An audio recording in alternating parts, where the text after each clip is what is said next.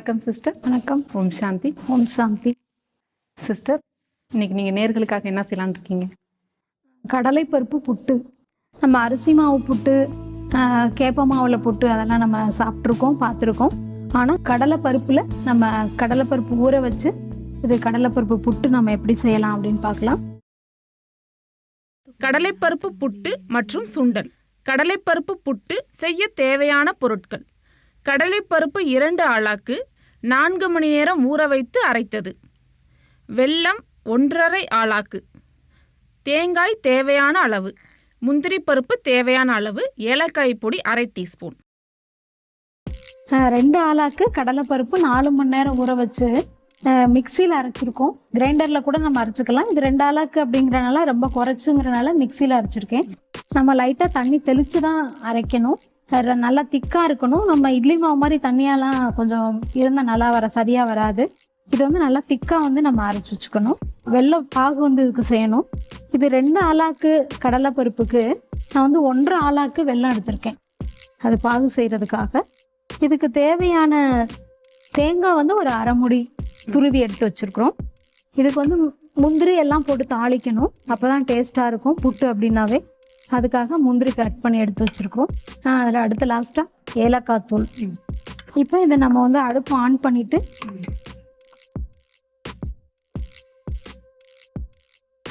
இது ஒரு 7 நிமிஷத்துலேருந்து 10 நிமிஷம் வரைக்கும் இது வேகணும். இட்லி மாதிரி வெந்து வந்துடும். அது பிறகு நம்ம நல்லா புட்டு மாதிரி செய்யணும். அடுத்து பக்கத்தில் நம்ம பாகு வச்சுக்கலாம். கொஞ்சம் தண்ணி,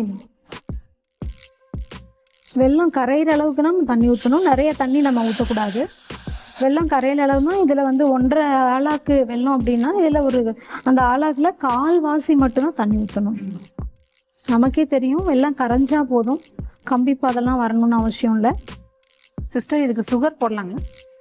வெல்லம் போட்டால் தான் நமக்கு புட்டுக்கு நல்லா டேஸ்ட் கொடுக்கும். இப்போ அரிசி மாவு புட்டு அல்லது கேப்ப மாவில் நம்ம புட்டு செய்கிறோம் அப்படின்னா அதில் நம்ம ஜீனி யூஸ் பண்ணலாம், சுகரு நல்லாயிருக்கும்.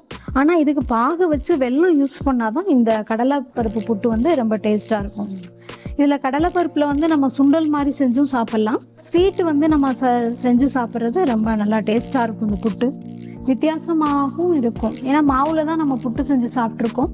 இது ஒரு வகையான பயிர். இதில் புட்டு செஞ்சு சாப்பிட்றப்ப இது நம்ம தொண்டைக்கு விற்காது. அதாவது அரிசி மாவில் அதெல்லாம் செய்கிறப்ப நமக்கு முழுங்குறது கொஞ்சம் கஷ்டமாக இருக்கும். கடலைப்பருப்பு அப்படிங்கிறனால இது ஈஸியாக இருக்கும். 7 நிமிஷம் ஆச்சு. இது 7 நிமிஷத்துலேருந்து 10 நிமிஷம் வரைக்கும் வேக வைக்கலாம். இது மாவு பொருள் அப்படிங்கிறனால நல்லா வெந்திருந்துருச்சுன்னா தான் நமக்கு நல்லாயிருக்கும்.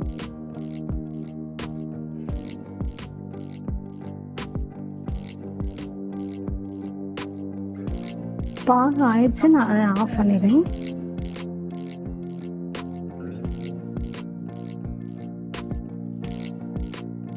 இது இட்லி மாதிரியே பாருங்கள், ரவுண்டாக வந்திருக்கு. சேஃப்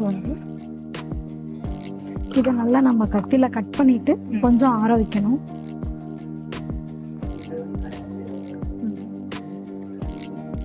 சூடாக இருக்கனால இது கையிலையே உதுத்து விட்டுக்கலாம், அல்லது மிக்சி ஜாரில் நம்ம போட்டாலும் நல்லா பவுடராக நல்லா ஆயிரும். அதனால் ஆற வச்சுட்டு நம்ம போகணும். ஒரு 5 மினிட்ஸ் ஆறணும். கடலைப்பருப்பை நம்ம அவிச்சிட்றனால இதோட டேஸ்ட்டும் நல்லாயிருக்கும். தேங்காய் வெல்லம்லாம் சேர்றனால ஸ்வீட்டாக இருக்கும். இதை நம்ம நல்லா கட் பண்ணிவிட்டு கொஞ்சம் ஃபேனில் வச்சுட்டு கூட நம்ம உடனே நம்ம ஜாரில் போட்டுடலாம். ஆறாமல் போட்டோன்னா ஜாரில் அப்படியே நல்லா பிடிச்சிக்கிறோம். கொஞ்சம் ஆறி போட்டால் தான் நமக்கு அப்படியே நல்லா தூளாக வரும். இது 2 ஆழாக்கு நம்ம யூஸ் பண்ணியிருக்கோம். கொஞ்சம் மீதி ஆயிடுச்சு, அதனால் நான் அதை வேக வச்சு வச்சுருக்கிறேன். இதை நம்ம அப்படியே தாளித்து கூட நம்ம காரத்துக்காக சாப்பிட்லாம். இப்போ இதை ஆறிட்டு இருக்கவங்களே இதை நான் தாளிச்சிடுறேன். ஒரே ஸ்வீட்டாக நம்ம சாப்பிடாம காரம் சாப்பிட்றது ஒரே இதுலேயே 2 நம்ம செஞ்சிடலாம். 2மே செஞ்சிடலாம். எல்லாருக்குமே நமக்கு தெரியும் சுண்டல் தாளிக்கிறதுக்கு. இருந்தாலும் நமக்கு கொஞ்சம் நிறைய ஆயிடுச்சு ஸ்வீட்டு அப்படின்னா சாப்பிட முடியாது அப்படின்னா நம்ம இந்த மாதிரி காரம் கூட செஞ்சு சாப்பிட்டுக்கலாம்.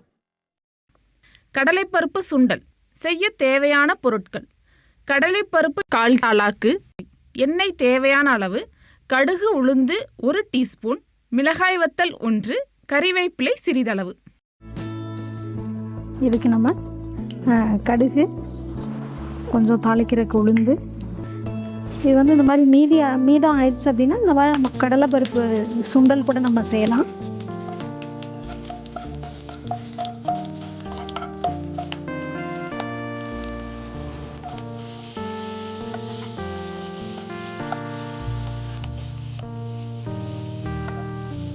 கொஞ்சம் தேங்காய் நம்ம போட்டோம்னா டேஸ்ட்டாக இருக்கும்.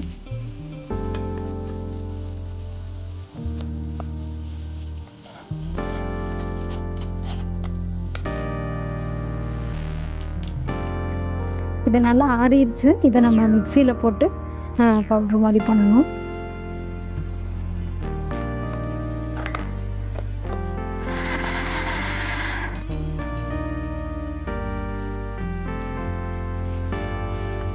பூவாக வந்துருச்சு பார்த்தீங்கன்னா.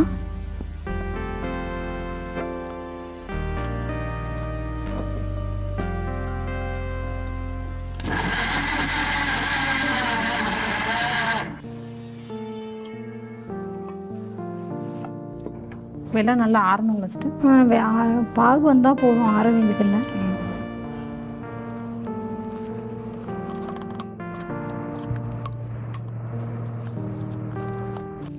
இந்த அரைச்சி வச்சுருக்க கடலைப்பருப்பு புட்டோட நம்ம வெள்ளை பாகு சேர்த்து மிக்ஸ் பண்ணிக்கிறணும். கொஞ்சம் நேரம் மிக்ஸ் பண்ணிவிட்டு விட்டுறணும். அப்போ தான் நல்லா கொஞ்சம் தூள் தூளாக வரும். நல்லா மிக்ஸ் ஆயிடுச்சு. வெள்ளை பாகோட கடலைப்பருப்பு புட்டு வந்து நல்லா மிக்ஸ் ஆயிடுச்சு. கொஞ்சம் நேரம் ஆற வச்சுருக்கோம் இல்லையா, நல்லா இன்னும் உதிரியாக வந்துடும். அவங்களே நம்ம முந்திரி தாளிச்சிடலாம். நெய்யில் தான் தாளிக்குங்களா சார்? நெய்யில் தாளிச்சா தான் நமக்கு நல்ல மணமாக இருக்கும். முந்திரி தேங்காய் எல்லாம் போடணும், நம்ம ஏலக்காய்லாம்.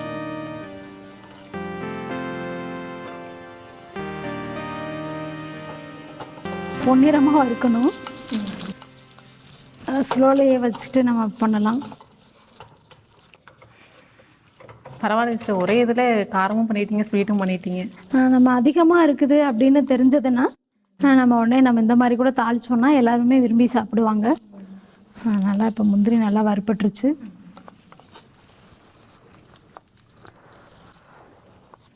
அதே நெய்யில் நம்ம தேங்காவையும் வறுத்துடலாம். நம்ம தேவையான அளவு நம்ம தேங்காய் யூஸ் பண்ணிக்கலாம். நெய்யில் வறுத்து போட்டால் நல்லா டேஸ்ட்டாக இருக்கும். அப்படியே கூட சிலர் போடுவாங்க. ஆனால் நம்ம வறுத்து போட்டோம்னா நெய்யில் இன்னும் டேஸ்ட்டாக இருக்கும். கொஞ்சம் ஃப்ரை ஆகணும். இது நம்ம ஏலக்காய் தூள் போடலாம்.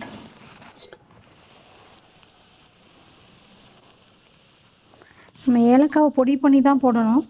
அப்படி சும்மா சிலர் வந்து அதை நான் அப்படியே கையிலேயே நசுக்கி விடுவாங்க. ஆனால் அவ்வளோ டேஸ்ட் வராது. பொடி பண்ணி போட்டப்போ நல்லா டேஸ்ட்டாக இருக்கும். இது நல்லா ஃப்ரை ஆகிடுச்சு நெய்யில்.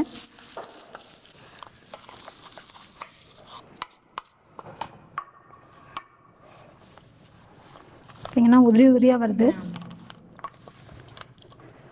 இந்த வெள்ளைப்பாகு வந்து நம்ம கொஞ்சம் பக்குவமாக கொஞ்சமாக தண்ணி விடணும். கொஞ்சம் அதிகமாக தண்ணி விட்டோம்னா அப்படியே உருண்டை பிடிக்கிற மாதிரி இருக்கும் புட்டு வந்து. இப்போ சாப்பிட்ற அளவுக்கு நல்லா ரெடி ஆயிடுச்சு. நீங்கள் டேஸ்ட்டு பாருங்கள்.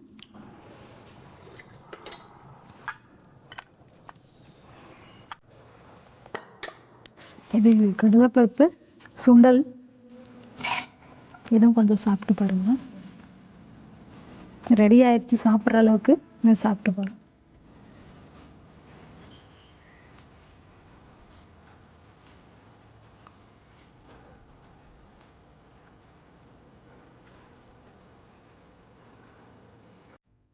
காரமும் ரொம்ப அற்புதமாக இருக்குது சிஸ்டர். ஸ்வீட்டும் ரொம்ப அற்புதமாக பண்ணியிருக்கீங்க. ரொம்ப பிரமாதமாக இருக்குங்க சிஸ்டர். சிஸ்டர், இன்று நேர்களுக்காக ஒரே நேரத்தில் கடலைப்பருப்பு புட்டு, கடலைப்பருப்பு சுண்டல் இரண்டும் செய்து காண்பித்ததற்காக மிக்க நன்றி. வணக்கம். வணக்கம் சிஸ்டர்.